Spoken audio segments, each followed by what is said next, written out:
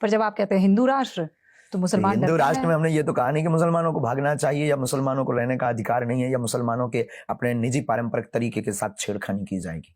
तो शास्त्री जी फिर आपके ऊपर ये आरोप लगेगा कि आप तो बिल्कुल उन्हीं की तरह बिहेव कर रहे हैं जो एकदम कट्टर समाज के पैरोकार होते हैं। बिल्कुल भी कट्टर ये जो अंदर पीड़ा है, हम भारत को पाकिस्तान नहीं बनना देख सकते। तो कैसे इतने भारत के टुकड़े हो गए, अब नहीं करने देंगे। और वो टुकड़े कैसे हो रहे हैं, कहाँ लग रहा है आपको? जो वर्तमान स्थितियां चल रही हैं या इसके पहले जो गुजरी है उन्हीं कारणों से हुई है।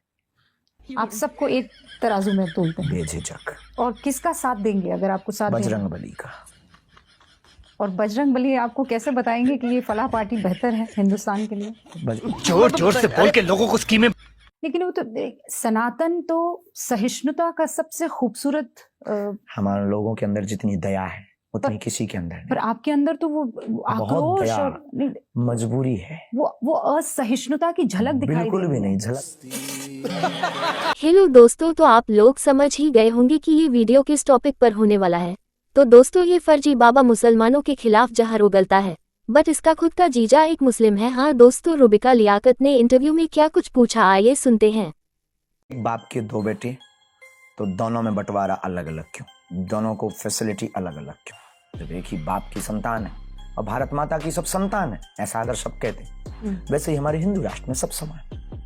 तो आपको लगता है इसको सबको मानना चाहिए? और वो लोग जो ये कह रहे हैं कि इससे इस्लाम खतरे में आ जाएगा, जो मुसलमानों को डरा रहे हैं, एजेंडा है और कोई इनके पास उपचार भी तो नहीं है। सॉफ्ट टारगेट हिंदू मुसलमान है।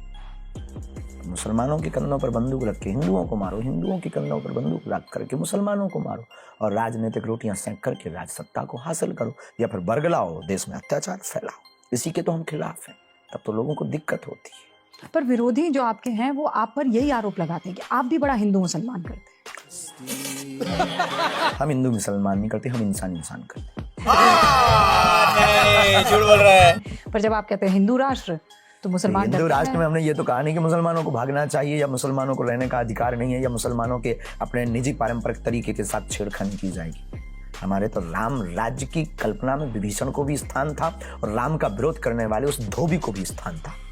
हमारे हिंदू राष्ट्र की कल्पना में मुसलमानों को भी स्थान है और ईसाइयों को भी स्थान है। हाँ, कोई अगर राम की यात्रा पर पत्थर फेंकेगा या फिर साक्षी जैसा कोई कांड करेगा तो गठरी और ठटरी दोनों बांधी जाएगी। तो ये ठटरी आपकी तरफ से, सनातनियों की कानून की तरफ से। सनातनीय हिंदू व्यवस्था और भारत में एक हमारे भारत का जो संविधान है, संविधान की व्यवस्था के अनुसार बस कठोर नियम किए जाएंगे। आपने कहा कि विभीषण का भी स्थान था, तो क्या आप मुसलमानों को विभीषण मानते हैं? ये फंस गया सी है कि हम धर्मगुरुओं का काम है आप लोगों से साक्षात्कार करने का या अपनी बात बोलने का। मजबूरी हो गई हमारी बोलने की कि अब नहीं बोले तो कब बोलेंगे? क्या पाकिस्तान भारत को बना करके बोलेंगे?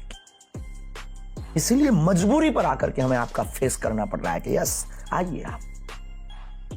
आपको लगता है कि आप जो पत्रकारों से साक्षात्कार कर रहे हैं वो मजबूरी में कर रहे हैं? वो दुख मजबूरी है, जो अंदर पीड़ा है। हम भारत को पाकिस्तान नहीं बनना देख सकते। तो कैसे इतने भारत के टुकड़े हो गए, अब नहीं करने देंगे। और वो टुकड़े कैसे हो रहे हैं, कहाँ लग रहा है आपको? जो वर्तमान स्थितियां चल रही हैं या इसके पहले जो गुजरी है उन्हीं कारणों से हुई।